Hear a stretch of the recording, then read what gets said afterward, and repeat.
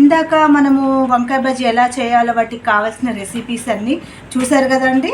అలా కాల్చుకున్న తర్వాత ఇప్పుడు గార్నిష్ చేసుకుంటున్నాము. గార్నిష్ కావాల్సినవి ఏంటంటే ఉల్లిపాయ, పుదీనా, కొత్తిమీర, చాట్ మసాలా, కాస్త ధనియాల పొడి వేసి కలుపుకోవాలండి. తర్వాత చాట్ మసాలా పైనుంచి కొంచెం పైనుంచి చల్లడానికి ఘాట్లు పెట్టేసుకొని ఇలా వంకాయకి మధ్యలో ఈ స్టఫింగ్ పెట్టేసేయాలి. మనం ముందుగా రెడీ చేసి పెట్టుకున్న ఉల్లిగడ్డ, కొత్తిమీర, పుదీనా.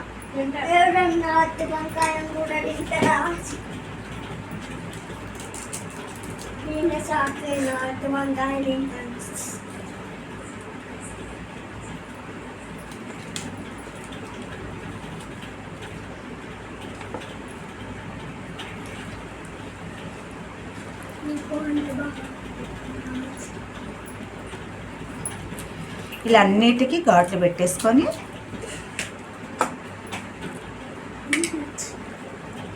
జాగ్రత్తగా పెట్టేసేయాలి.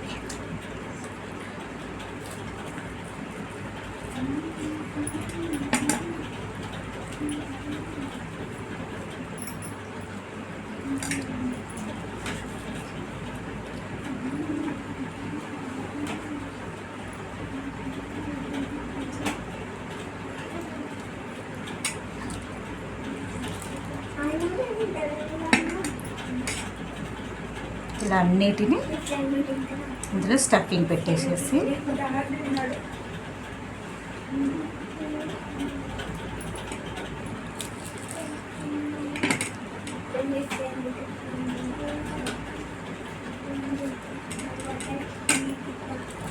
ఇప్పుడు ఈ సీజన్లో వర్షాకాలం కదండి, ఇలా వేడివేడిగా చేసుకొని హెల్తీగా మంచిగా తినాలి. చాలా రుచిగా వేడివేడిగా బాగుంటుంది. ఇది మా ఇంట్లో చాలా ఇష్టం అండి, మా పిల్లలకి, మా ఆయనకి.